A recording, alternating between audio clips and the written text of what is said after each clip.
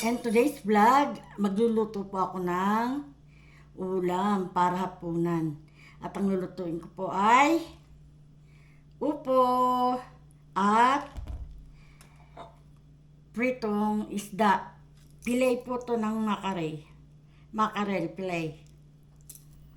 So, ito po ang sangkap ng aking mga lulutuin. Ito po ang aking pansahog sa upo. Breast chicken. Meron po akong sibuyas at bawang. Upo. At mantika.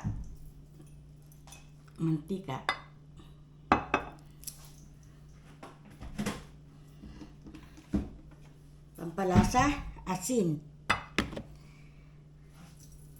So, ayan po ang aking mga sangkap sa aking hapunan for tonight. Chicken, breast, onion, garlic, upo, mantika at asin. At ito naman po ang aking side dish, pritong mackerel fillet. Okay? Bago po ako magsimula magluto, hayaan niyo munang kumustahin ko ang aking mga subscribers, mga bagong subscribers, dating subscribers, mga viewers, silent viewers. Maraming salamat po sa inyong suporta sa aking mga vlog. At atin pong simulan na ang aking pagluluto. Okay? Lagyan po muna natin ng panimpla ang aking chicken. Asin. Paminta.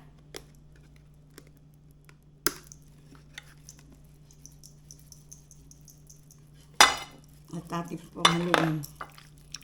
Isang tabi at maibabad. Para maglasang asin at paminta sa chicken.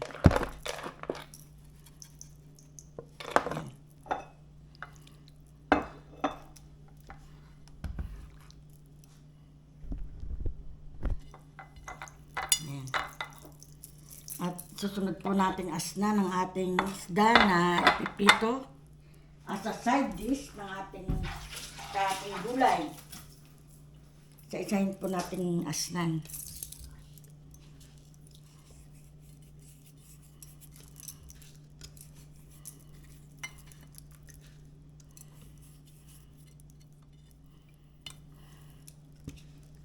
Himalayan salt po ang aking ginagamit. Tulad ni Papa Ryan na mahilig sa Himalayan salt.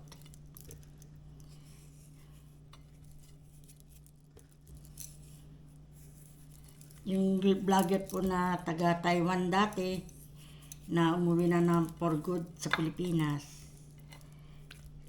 Inyo pong panurin din ang kanyang vlog, Papa Ryan. At si Aya and Mama Ryan vlog. Asawa naman po yun ni Papa Ryan. So ayan. Malagyan na po natin ng pampalasang isda at ang chicken. At atin pong iset aside.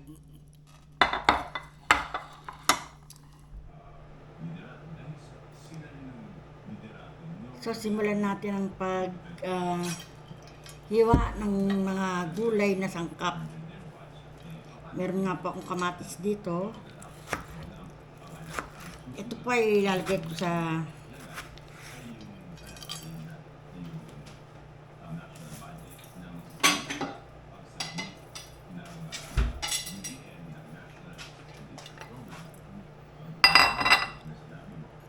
ginisang upo. Pero kukuha po ako ng konti, parang gusto kong magsigang ng isda. Hatiin ko po yung isdang ipiprito at isisigang ko yung iba.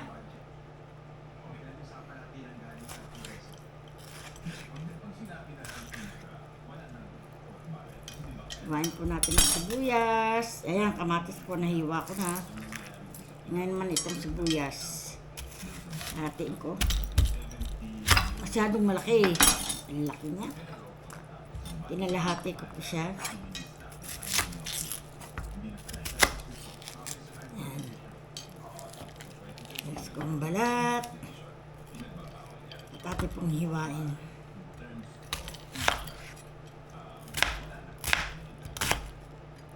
Ito po ay para sa ginisang upo.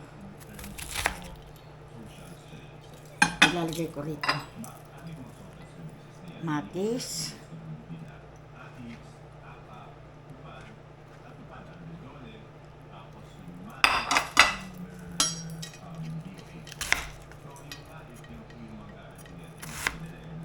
At ito po, kalahati ay ilalagay ko naman sa sinigang na isda. Magsisigang po ako ng isda. Gusto kong kumain ng almusal na sinigang na isda. So, unahin ko muna po ang pagluluto ng aking sinigang. Ito, sinabay-sabay ko na po paghihiwa ng sangkap ng aking lulutuin para hapunan. Maaga pa lang po dito sa Canada. Pero pin-prepare ko na yung lulutuin ko pang hapunan.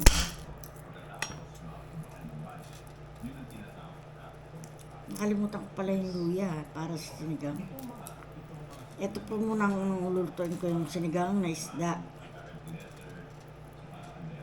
At mamayang hapunan ay yung aking upo. Yan, ito po sangkap ng aking pangsigang. Kuha tayo ng sinigang mix.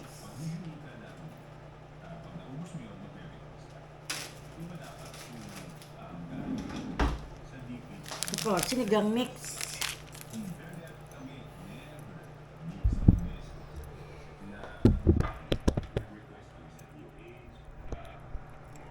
So, lalagyan ko na po ng tubig itong kawali.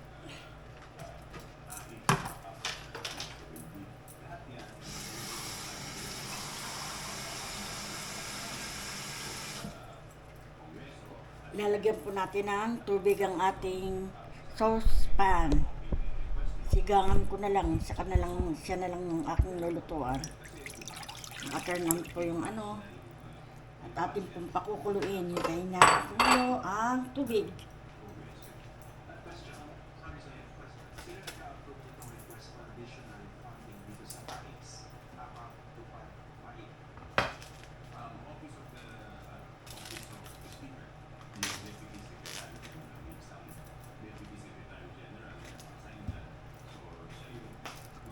Meron din po akong luya na ilalagay sa isda.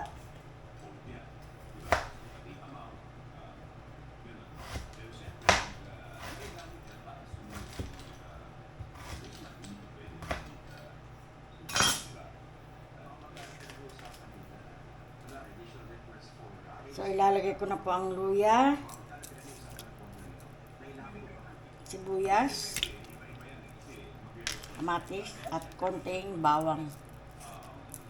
Gusto ko po kasi ang bawang. Hintayin po natin sa kumulo.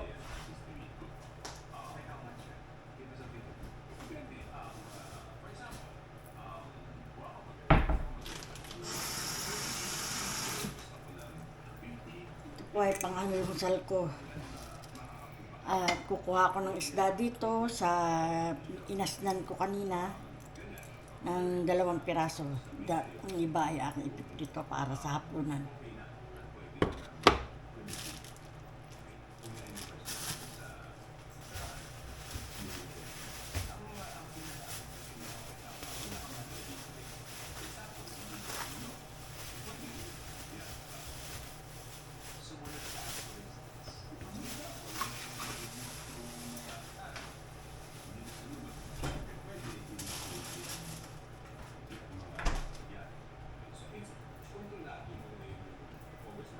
Lalagyan ko rin po siya ng mga 7 pirasong okra.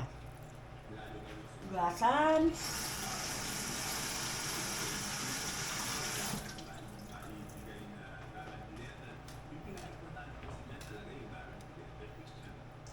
Masarap po ang okra at healthy pa.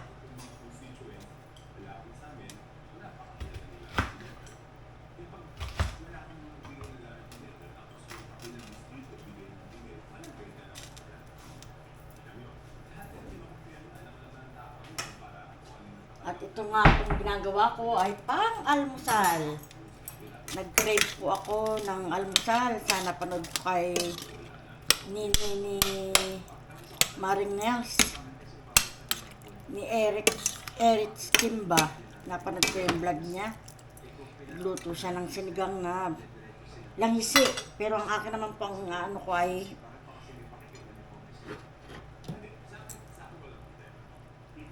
mackerel na fillet.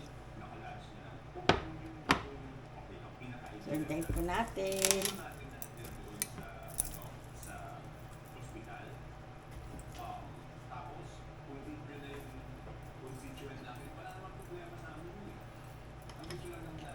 Pinapin ang takip para kumulo.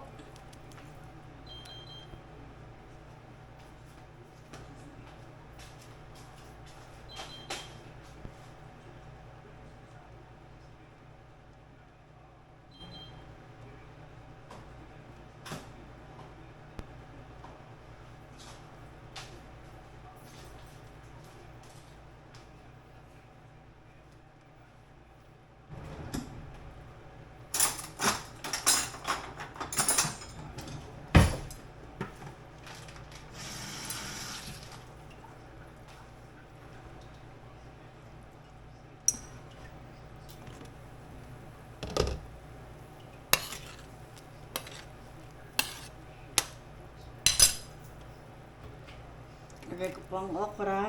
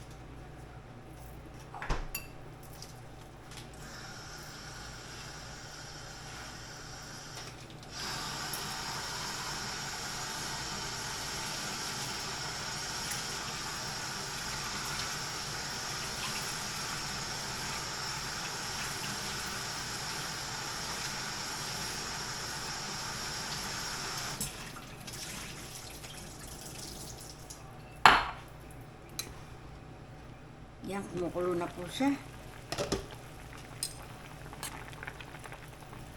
Bigay na ako ng 2 pirasong isda. Yan. Para sa akin lang naman po.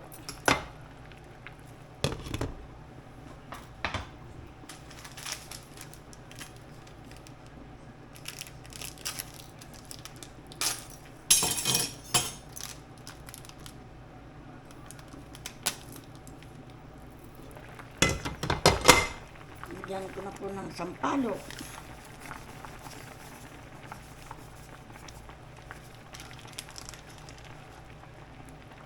May asid na po yung isda kaya okay lang yun.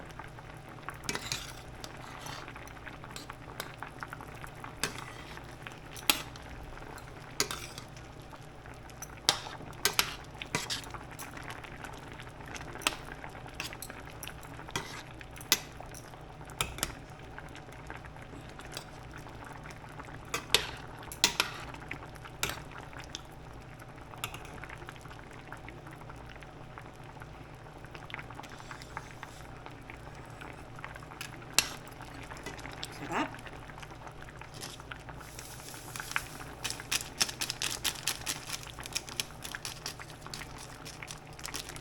Mahilig po ako sa maasim. Hindi ko na siya lalagyan ng asin kasi nilagyan ko na siya sa sampalok sinigang. Tsaka inasnan ko na po yung aking isda kanina kaya okay lang yun. Takpan po natin para maluto ang okra.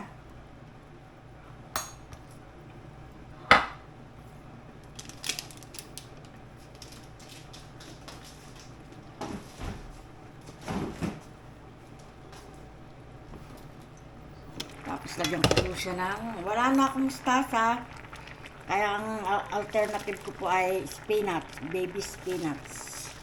Okay lang po ito, masarap. Basta may green leafy vegetable, okay na. Yan. Takpan po uli natin. Ang masarap po talaga ilagay sa sinigang na kahit anong klaseng sinigang ay dahon ng mustasa. Kaso, naubusan na po ako ng mustasa. So, ang nilagay ko na lang ay dahon ng spinach.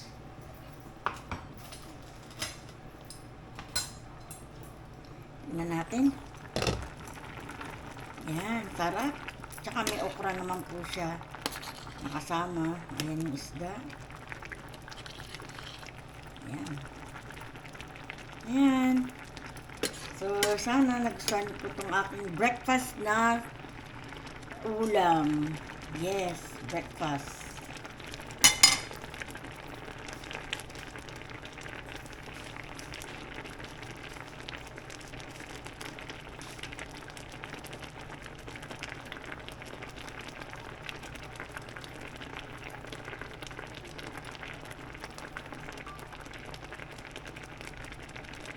Sinigang na isda, mackerel. Fillet na po siya, wala siyang ulo, walang tinik. Fillet. Sarap. Sinigang.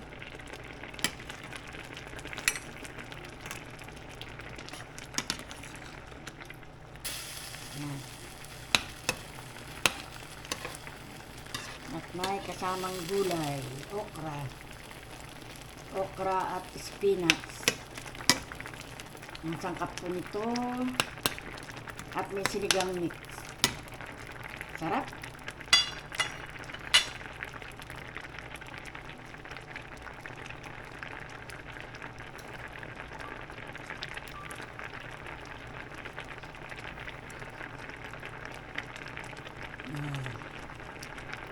Sinigang na isda. Mackerel po ang aking ginamit na isda. Ayan. Mackerel. Tapos meron akong okra at spinach. Alternative po para sa walang pechay at saka mustasa. Kaya spinach na lang ang nilagay ko. Sarap po yan. Natin.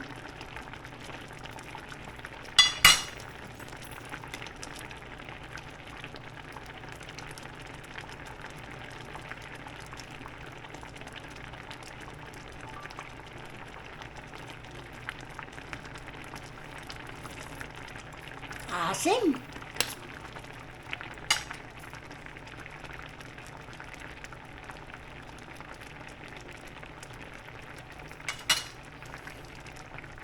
Tikman ko po.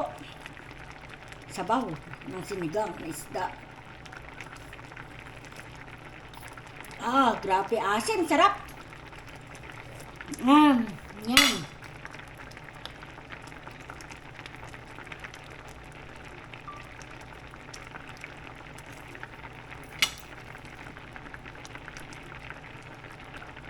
Tikman ko po ang sinigang.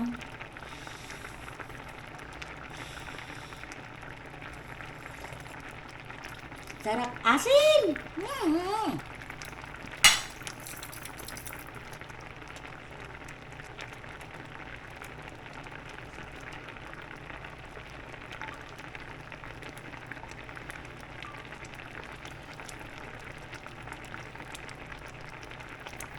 Ito na po yan.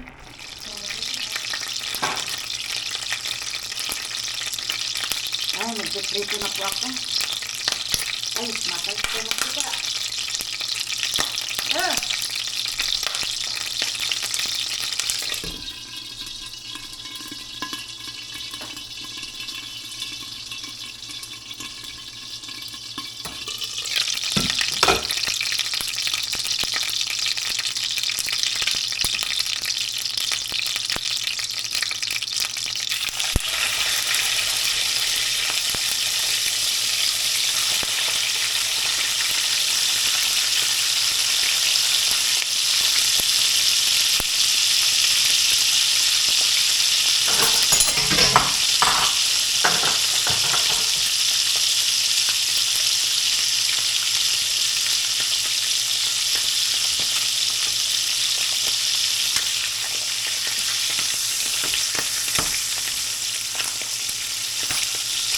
Habang nagpiprito ko, babalatan natin ang upo.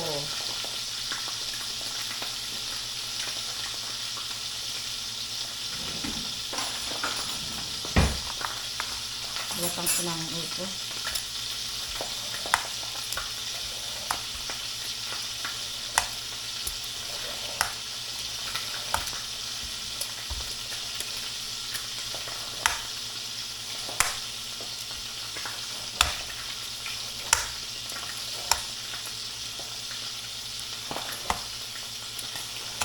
Ang sakit sa katawan ng mantika pag tumatama.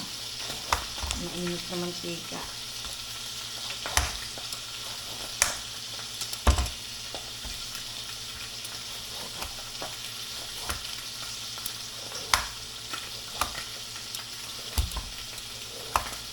Kasi talsik na mantika.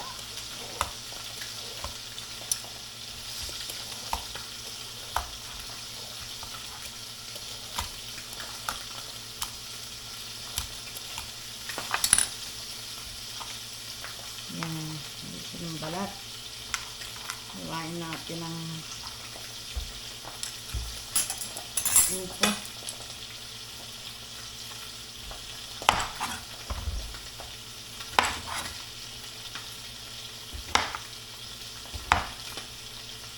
Mura pa po itong upo, kaya hindi na, okay lang na hindi natanggalin yung buto niya. Mura pa naman siya.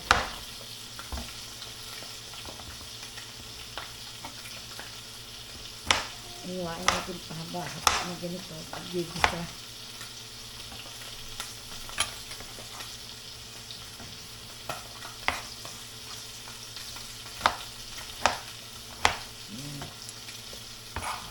Pa. Ubusin ko ng buong upo, maliit lang naman.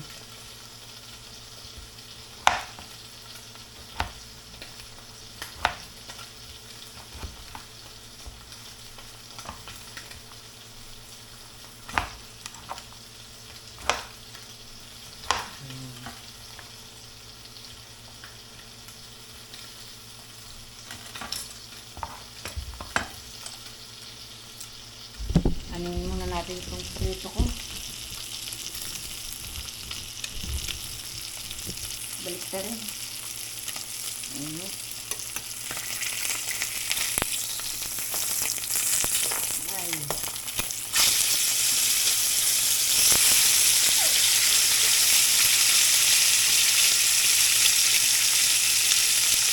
Ayun natin yung isang piraso.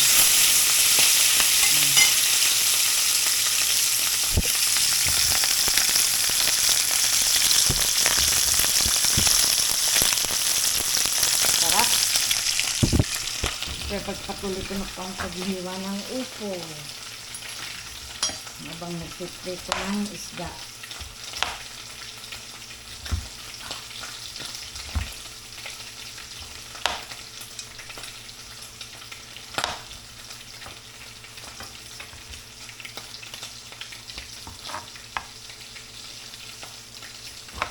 Slice natin ng pahaba. Ganyan. Para pag ginisa, galing na ito.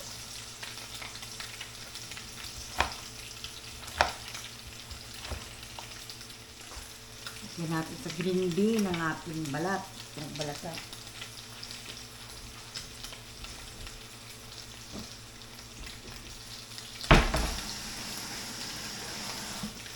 Hugas ng kamay. So, ready na. Ay, kulang pala akong bawang.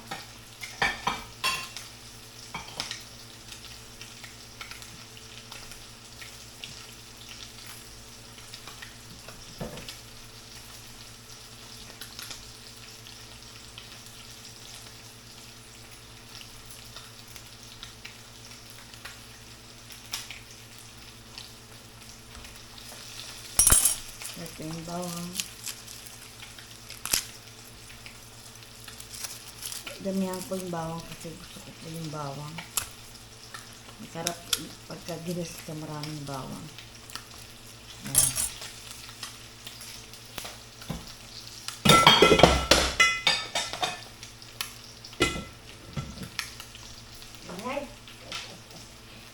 adan lalaglagan yung aking mga takip na kaldero.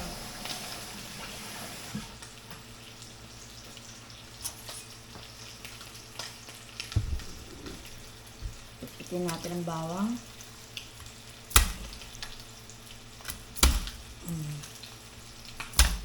Ingat-ingat po tayo sa kutsilyo pag nagpipit-pit ng bawang. Yan.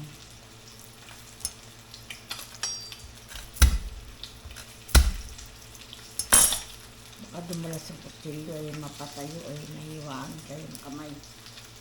Kaya ingat po pagka nagpipit-pit ng bawang.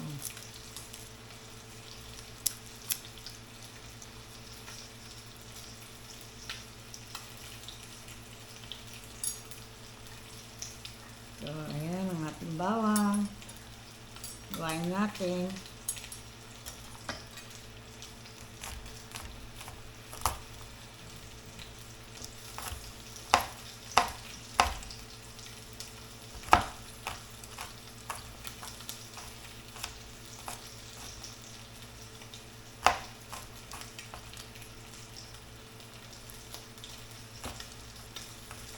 Ayan.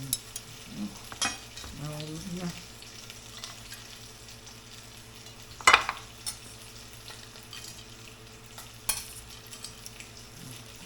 Blend uli ang dumi.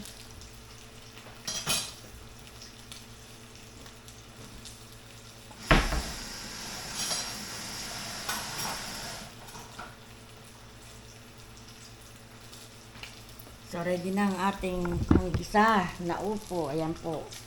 Bawang, sibuyas, kamatis, at yung ating panuhog na breast chicken.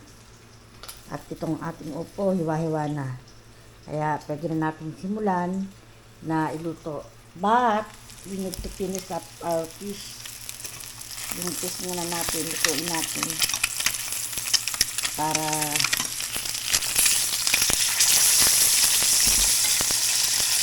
may pang-side tayo na ulam. Fillet ng mackerel po yan. Sarap.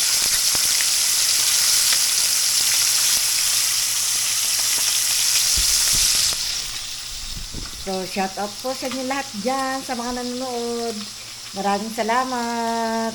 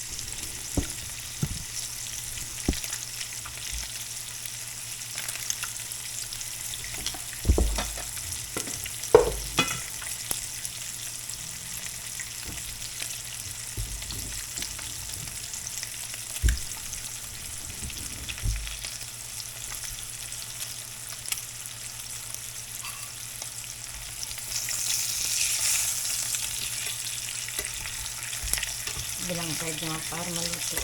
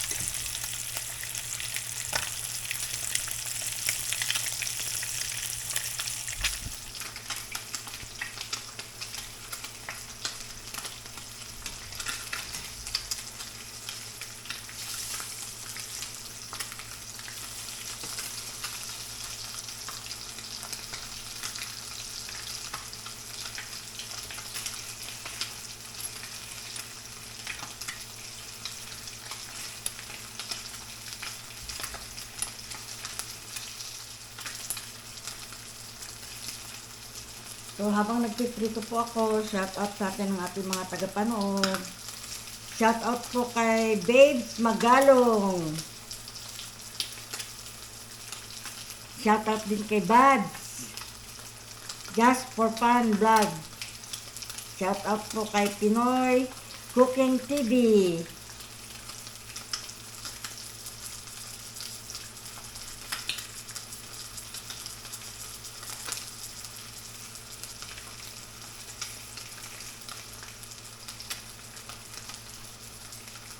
Shout out po kay Insight.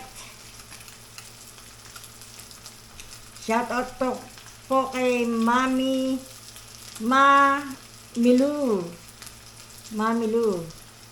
Mami Lural. Shout out.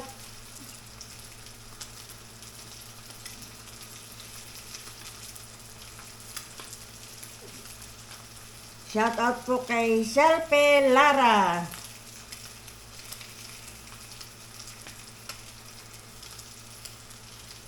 Shout out po sa inyong lahat.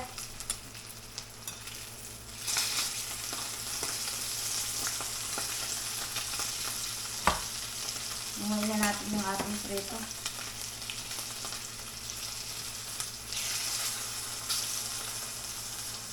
Nahangin ko na yung prito ko. Ayan.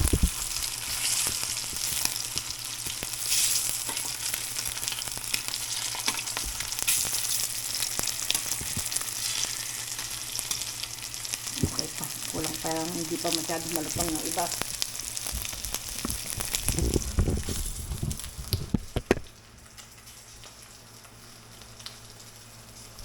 Napapanood ko po ngayon yung yung mga taong mga nagko-cross ng Canada and US. Ayan dumadaan sila sa mga bukid. Sila po yung mga taong rebel ba na hindi naman taga Canada, hindi rin taga US. Ayan, yan ang kaso ngayon. We spoke with the owner who actually told us that last year people were kind of crossing both sides. Yeah, see, they cross both sides, US and Canada. Marami talagang illegal na tao. Hindi natin maiwasan yan. Because probably they are scared of being deported because of Trump's policy. So we have a real issue with bugs over here. Really a real issue. But Dahil nalis ko na po yung prito. Ayun na. it is USA, so it's really easy for people who want to jump in Canada or in the US. Yan, to just narinig niyo use ba yan? this clear path to cross over illegally. And this is one of the example of many, many places in our border where people can just jump in and jump out. Ayan, And now I'm nagko-cross sila ng out because Canada and US borders. the bus Mga illegal po silang mga tao na mga walang papel. Spanish or anything like that. It's majority of it is Asian. do you have any concern that you're Grabe. Safe place to come. Ganyan talaga yung mga walang papel, mga illegal crosser. It's just being swept under the rug. Canada at saka ng US. Also, putting in the work to Ano, balita sa TV na matinig natin. 34 people, 4 days. This is what we caught in one spot. The border between Ayan nakita nyo? and Quebec, it's 523 kilometers long. Just imagine the number of people who are crossing over this long border. Thanks for watching. I hope you enjoyed Grabe. the investigation on the ground. We will continue to follow this story closely, and who knows, maybe our trail camera will caught some more suspicious activity. So stay tuned. And if you want to check So out magigisa na tayo ng ating gulay. and Vermont, visit our website, guardtheborder.com. And if you appreciate the Luto ko muna ang chicken. journalism that we're providing, consider making a donation to that show monthly. That's guardtheborder.com.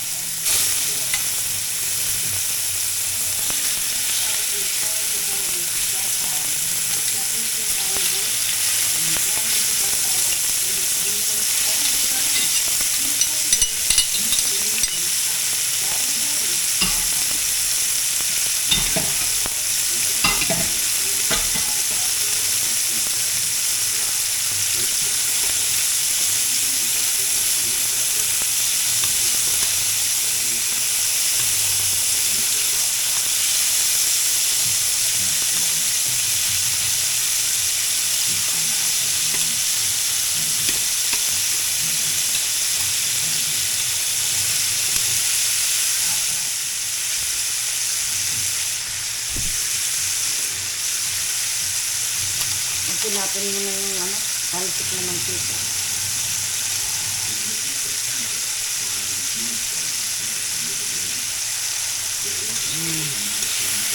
Unahin po natin ilagay yung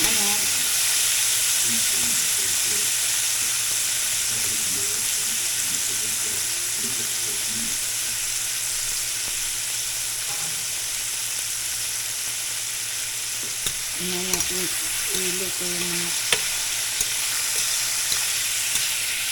tapos igigisa ko na po ang bawang. Bawang muna.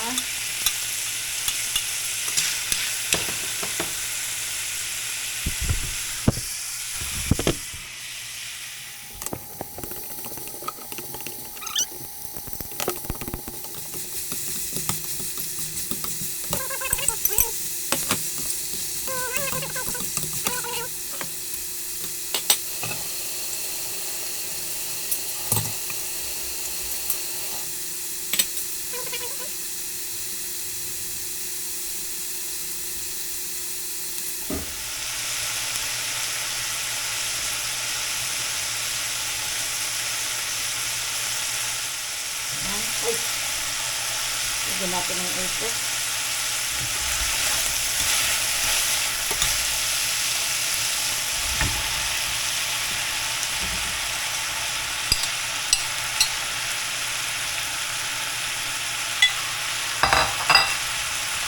Maliit ang aking kawali. Saling ko po sa mas malaking kawali. Dahil hindi natin maihalo. Yan.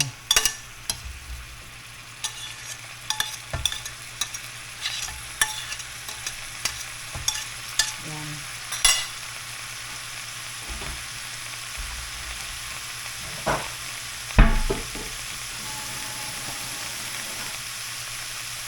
Yan po natin ang sabaw. Yan.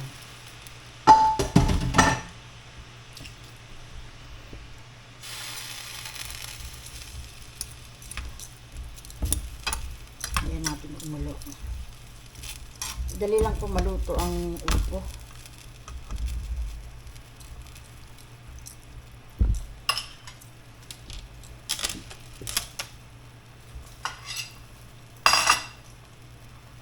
Lagyan po natin ang paminta.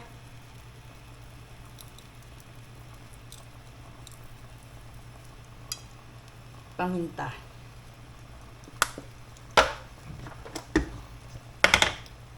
At asin.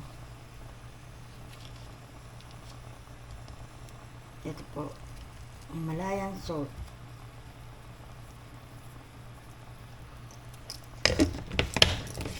Na paborito ni Ryan, Papa Ryan. Shout out Papa Ryan, baka naman.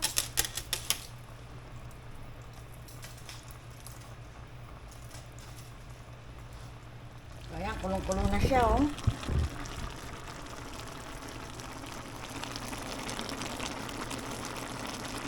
Sarap. Sandali lang po yan, luto na yan. Tikman natin.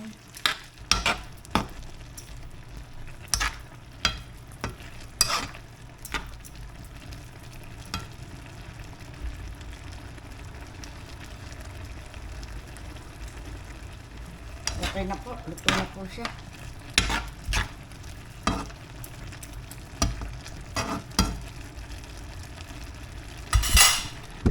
So, luto na po yung aking ginisang upo.